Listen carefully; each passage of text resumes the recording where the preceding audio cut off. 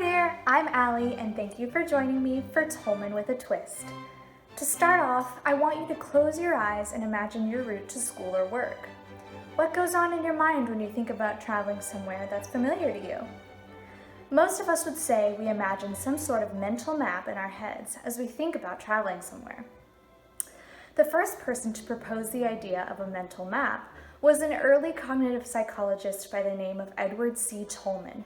At the time Tolman was conducting his research, American psychology was dominated by behaviorism, which suggests that psychology can only be studied by means of objective, observable behavior. However, Tolman broke the behavioralist mold by suggesting that internal, unobservable cognitive processes may be occurring when animals form a mental map of their spatial surroundings. Tolman's most famous experiment went like this. Lab rats were allowed to explore a maze for a set period of time. After this exploration phase, he set a food reward at a certain point in the maze and set the rat at another point, allowing it to find its way to the food. Then during the next trial, he set the rat at another starting point with the food in the same place to see if it would know which way to turn to get to the food. Tolman argued that if the rat could make the right turns to the food from a different starting point, it was building a mental representation of the maze each time it made its way to the food. The results supported his hypothesis, as the rat seemed to know exactly what turns to take to the food no matter where it started from. Today, I will be replicating this experiment with a special twist. I will be creating my own maze and determining whether my cat Eliza can also form a mental map, like Tolman's rats. Our cat, Eliza, is a whopping 6.1 pound, 8-month-old female. She's an American short-haired tortoiseshell who loves fish, ice cubes, and attacking human ankles.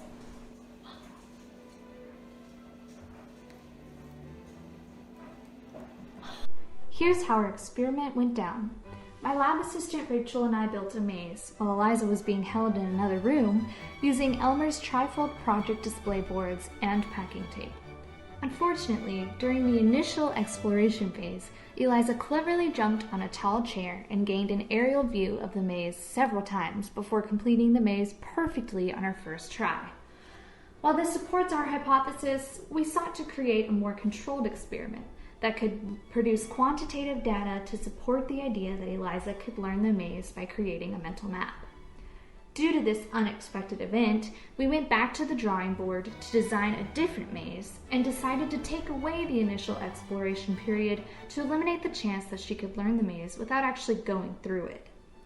After designing a new, more difficult maze, we placed a bowl of Eliza's favorite food at one spot in the maze. Then we observed Eliza navigate the maze, measuring the amount of time it took her to get to the end and the number of errors she made.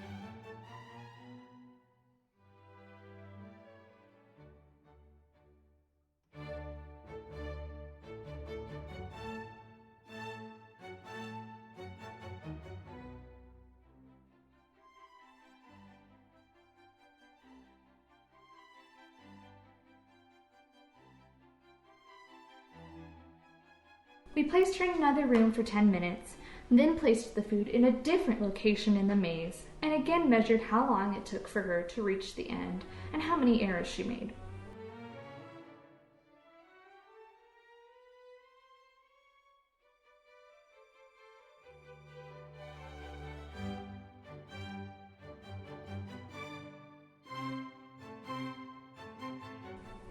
We repeated this procedure for another trial, but put the food at the end of the maze. The goal was to see whether she was learning the maze each time she sought out the food. After trial 3, we gave her another 10-minute break and removed the food from the maze. We wanted to test whether she could navigate the maze quickly with minimal mistakes and without the food reinforcer. The results were exactly as we expected. Eliza committed the greatest number of errors on her first time through the maze and took the longest to get to the end of the maze.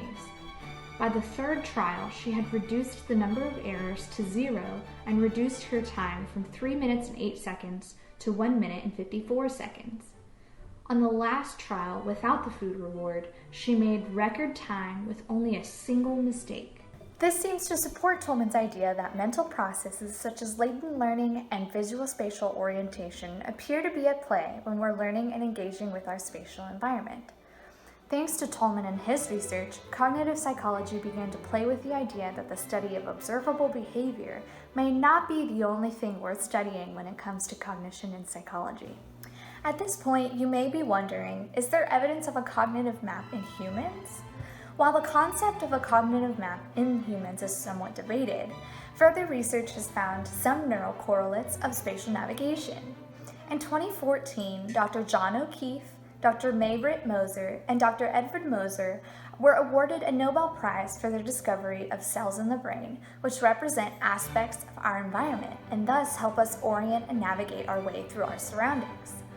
Further research has found evidence that areas in our brain, such as the hippocampus and the entorhinal cortex, underlie the cognition of human spatial navigation. Essentially, neurons in our brains create representations or maps of our environments in such a way that we can plan, remember, and execute navigation.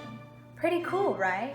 So, the next time you're driving to the store or simply walking to your fridge from your room, you can thank your cognitive map and Tolman for helping us understand it. See you next time.